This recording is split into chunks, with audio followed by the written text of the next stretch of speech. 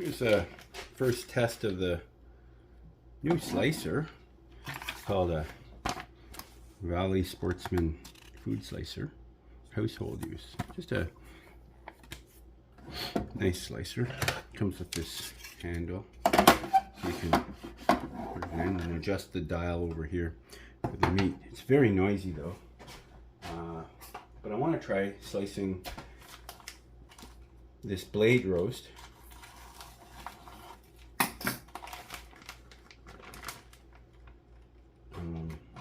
For beef jerky. And so I'm looking at the grain is going this way, so I want to slice it across the grain to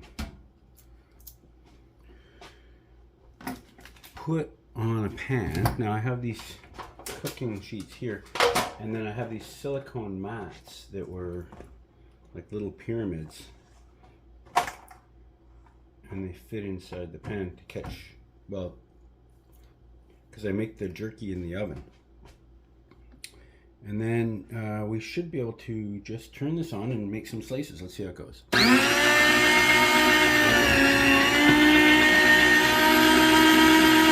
nice stuff, right?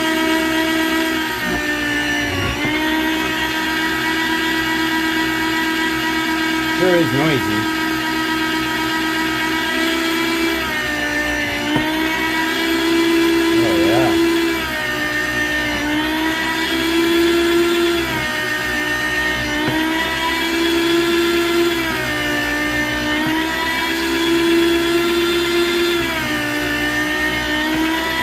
It's a bit frozen, not really that frozen, but it comes out pretty good.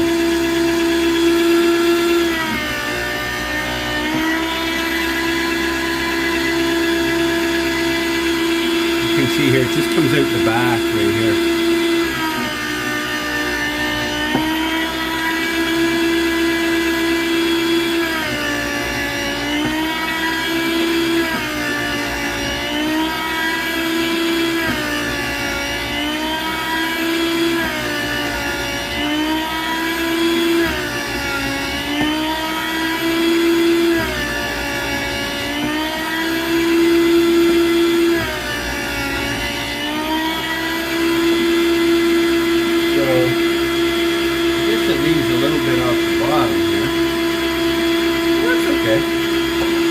And then you take this pusher,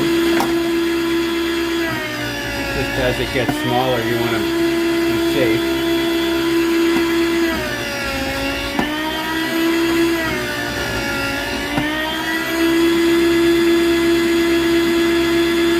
Like that there, which I love.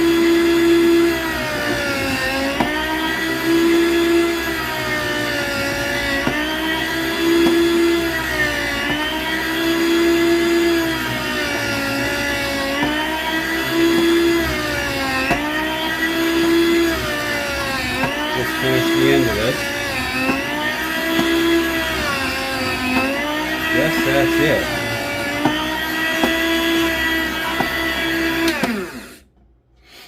It's loud. And there's the string. That's the problem. There was a string. Look at this. Well, we'll make some beef jerky out of all this. And there's some in the back that was stringy. But, yeah, so that's a great start. Yeah, so we just take this meat and spread it around. You can see there's some there. But just spread that around nice and evenly on there.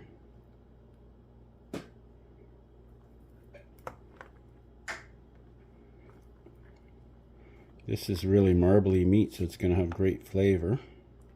And when it's done cooking, it's going to have, well, it's going to have some puddles underneath, and I'll try and capture that because, you know, we get our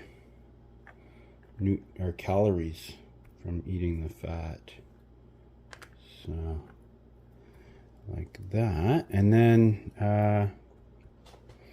the back of the slicer has a little bit more, but I can fill in gaps here and there with that.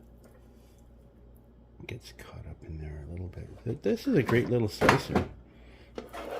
Some of it fell between the, but what I can do is I can fry this up with my eggs after, and to clean this machine should be easy because this table just flips over, this guy just washes in the sink.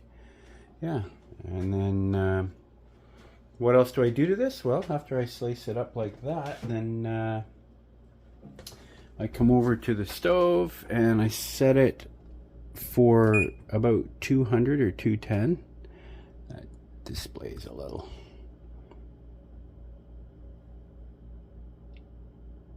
There we go, 85, 95, 210. And then I grab my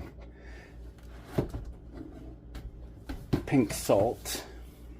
So I use this pink salt here from Kirkland. You know what? I just keep using this Great Value box because it has a little spout there. And then I just put because I like how I can pour the salt, because I'm not afraid of getting the salt. I need my electrolytes, and I love salting this beef, so I just spread it around like that. And actually, because the oven's only going to 210, there's some string. You'd find it eventually, but because the oven's only going to 210, anyways, I'll leave that for 2 hours and then I'll check back. So here's where I added a little bit of that beef. I just put it in the pan here, add a bit of that salt, and then just make that ready, and I can have it with my eggs, because that'll give me something to stir it up. It's going to be a little tough.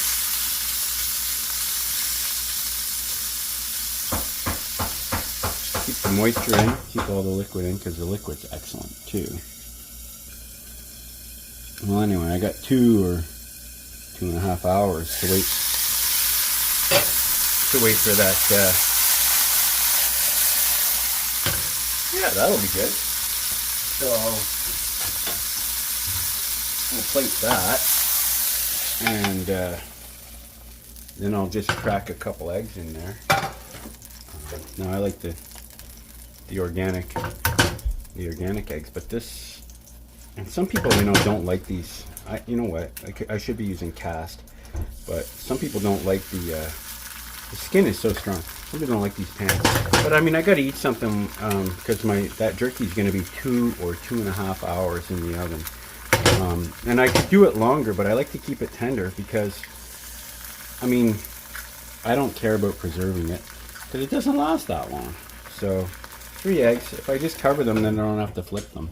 And yeah, we'll check back when the jerky's ready. Yeah, so cleaning up that slicer seems to be pretty straightforward. Pretty happy with that. This tray flips up and down, and I can just take my dish soap cloth and clean this up. That, and I'm using soapy water here in my sink, just normal mild dish soap, and I can use that to clean the pusher as well. So it's in the dish rack, and then the blade, you turn the adjuster there to protect yourself. We can turn it on. Just run this cloth to get that side, and then you can just turn this thing and pop the blade off. Be careful, you can get behind it. So pretty straightforward to clean it up. Pretty easy, pretty fast. I don't want to take all, I guess there's a bit of lubrication on it, so I don't want to take all that off, but the fat from the meat gets on there, so just clean that up, and then pretty fast to just take this this meat out of here and finish cleaning it up like that. So pretty straightforward. Take the blade off, clean it, and then put it back. Okay, well, there's the parts all cleaned up. Just the blade, obviously, we'll handle carefully, but just goes in there,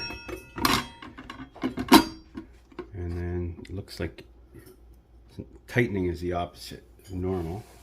Lefty loosey, righty tighty, but in this case it's lefty tighty. And there's the tray all clean, and then you can't hit the edge of the blade anywhere with it, with the adjuster. This adjuster, there's a knob back there, so that adjuster just shows that. And then of course we'll dry the nice plastic pusher that keeps you from shredding your fingers. Alright, so now it's just a matter of waiting.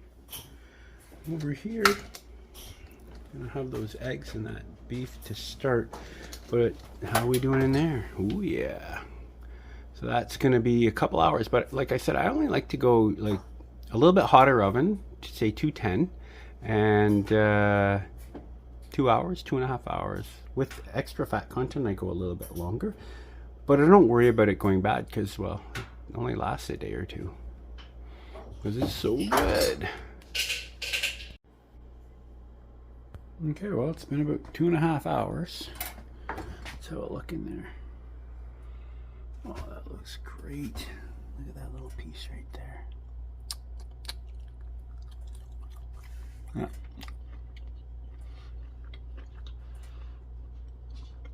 Yep.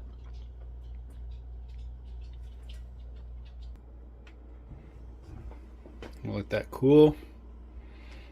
Maybe add a little more salt.